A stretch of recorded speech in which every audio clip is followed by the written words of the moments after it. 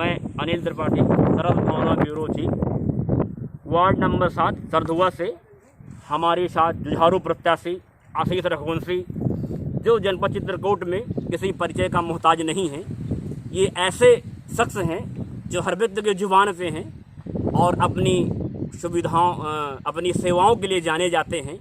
इस कोरोना काल के वैश्विक महामारी में इस शख्स ने एक दिन का शेड्यूल बनाया, क्षेत्र में लोगों के पास गए और हर गरीब के घर तक पहुँचे। यथाशक्ति जो भी इनकी व्यवस्थाएं थी व्यवस्थाएं पहुँचाई, राशन सामग्री पहुँचाए। आप सब लोग जान रहे हैं, लेकिन मैं इसलिए कह रहा हूँ कि इस व्यक्ति की सेवाओं को आप समझिए कि ये युवा शक्ति आज हमारे बीच में।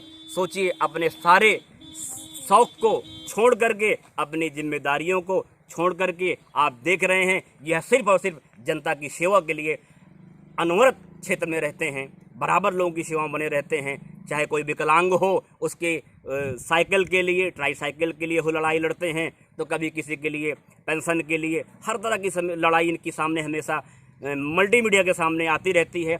आज ऐसे जो शख्स हैं हमारे बीच में, उनका एक छोटा सा इंटरव्यू कहिए लेने का मुझे सौभाग्य प्राप्त हुआ। आज मैं जानता हूं इनसे। आशीष जी, ये बताइए, ये जो चुनाव आपका है जी, तो ये चुनाव में आप जनता के बीच में किन मुद्दों को लेके इस क्षेत्र में, इस वार्ड में आप आए हैं? जी, हमारा मुद्दा एक तो सबसे बड़ी बात है कि वार्ड नंबर 7 सरधुआ के आधे से ज़्यादा क्षेत्र माँ मंदाकिनी की नदी के तट पर बसा हुआ है। जी, जैसे कि आप लोहदा, पनौटी, सगवारा, सरधुआ, कुसेली, कुटी, महुआ गांव, अर्की, तो ये जो गांव हैं और तमाम मजरे पूर्वे भी हैं छोटे छोटे, तो ये सारे गांव जो नदी के किनारे बसे हैं और नदी सूख गई है। उन गांवों में हैंड पाइप टंग गए हैं, वहाँ का वाटर लेवल डाउन हो गया है। पशु पक्षी और जो भी जीव जंतु हैं, बिल्कुल, और मानव समाज के साथ पूरा सिस्टम वहाँ प्रभावित है। तो पहला मुद्दा तो ये था कि माँ मंदाकिनी के लिए कोई काम करेगा, पानी के लिए भी क्या कोई काम करेगा, और पानी के लिए कौन प्रत्याशी बात करेगा, है ना। हमने आज ये 34वां दिन है, आज 34वां दिन है। माँ मंदाकिनी को बंधुएन बांध से खोल करके और अपने क्षेत्र को लाने की मैंने पूरी कोशिश की। बिल्कुल, हमने देखा उसको, हमने देखा है। और बरेठी चेक डैम चूँकि बना हुआ है, तो बरेठी चेक डैम में आज 14वां दिन है, पानी भर रहा है।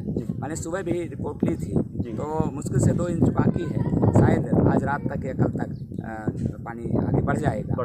तो ये हमारा प्रयास पहला रहा। दूसरा ये है कि हम ये चाहते हैं कि कोई भी चुनाव हो, वो जाति, धर्म, मजहब, पार्टीदारी, रिश्तेदारी, नातेदारी, गांवदारी, क्षेत्रदारी, ये जो दारियां हैं, और एक दारी और है जो मैं चूँकि नहीं कह सकता हूँ, जो शाम की पार्टीदारी होती है, ये दारियां हैं, है ना। तो इन दारियों के आधार पर नहीं, चूँकि ये जितनी भी दारियां हैं ये बैसाखी है, और जो नेतृत्व करता है, जो नेता है, उसको बैसाखी की आवश्यकता नहीं होनी चाहिए, है ना। वो व्यक्तित्व, चरित्र और सामाजिक सेवा के आधार पर चुनाव होना चाहिए, और इसी आधार पर जनता को चुनना चाहिए। बिल्कुल। जब जनता व्यक्तित्व, चरित्र और सामाजिक सेवा के आधार पर चुनाव करेगी और वोटिंग करेगी, तो निश्चित तौर पर निस्संदेह एक ऐसा व्यक्तित्व चुन करके जाएगा जो समाज के गरीब, दबे, कुचले, पीड़ित समाज के लिए हमेशा खड़ा रहेगा। बिल्कुल बिल्कुल। आप देख रहे हैं मृत अवस्था में पड़ी माँ मंदाकिनी। बिल्कुल अच्छी बात इन्होंने कहा, हृदय को छू जाने वाली, हृदय स्पर्शी बात इन्होंने कहा। माँ मंदाकिनी जो मृत अवस्था में पड़ी हुई है, क्षेत्र में बहुत सारे जनप्रतिनिधि हैं जिनको जनता ने चुनकर भेजा है, किसी के जुबान में शब्द नहीं है, किसी ने इस माँ मंदाकिनी की लड़ाई नहीं लड़ी, लेकिन ये युवा शक्ति हमारे बीच में जो आशीष रघुवंशी नाम का शख्स है, ये माँ मंदाकिनी के लिए अनवरत लड़ाई लड़ रहा है। आप भी मल्टीमीडिया के माध्यम से बराबर इस चीज़ को देखते होंगे। आज इन्होंने फिर कहा कि मैं माँ मंदाकिनी के लिए, जो मृतावस्था में पड़ी है, जो पेयजल की एक भारी संकट इनके क्षेत्र में, लोहदा गांव में आधा गांव, क्या 80% गांव पानी के लिए प्रभावित है, पानी पीने की समस्या है वहाँ पे।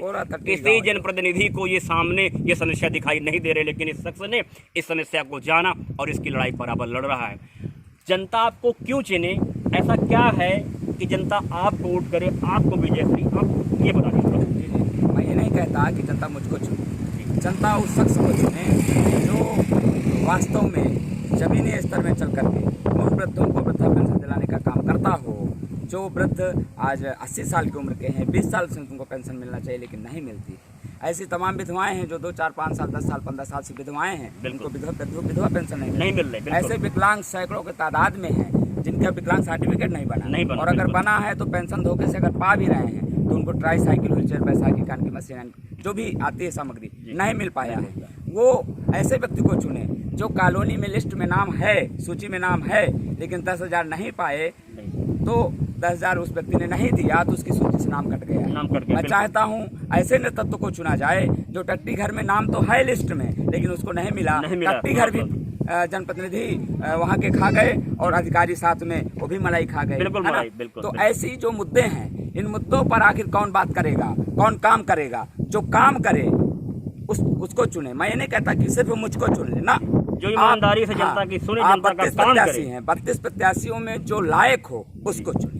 अगर उस लायकता में मैं आता हूं तो मुझको चुने, और अगर मेरे अलावा और कोई भी आता है तो उसको चुने। ये मेरा आप सुन रहे हैं आशीष रघुवंशी, ऐसा युवा शक्ति जो जनपद में जन जन के नाम में है, ऐसा नाम जो अपनी सेवाओं से लोगों के बीच पहुंचा है, अपनी सेवाओं से लोगों के हृदय में जगह बनाया है।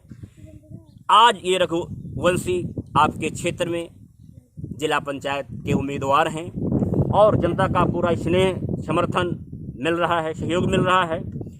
और ये एक ऐसे प्रत्याशी हैं जिन्होंने बड़ी अच्छी बात अभी कही कि आप प्रत्याशी उसी को चुनिए जो आपकी सेवाएं दे, जो आपकी बातों को सुने, आपकी बातों को गंभीरता से ले, आपके समस्याओं का निस्तारण कर सके, इन बातों को समाज में रख सके।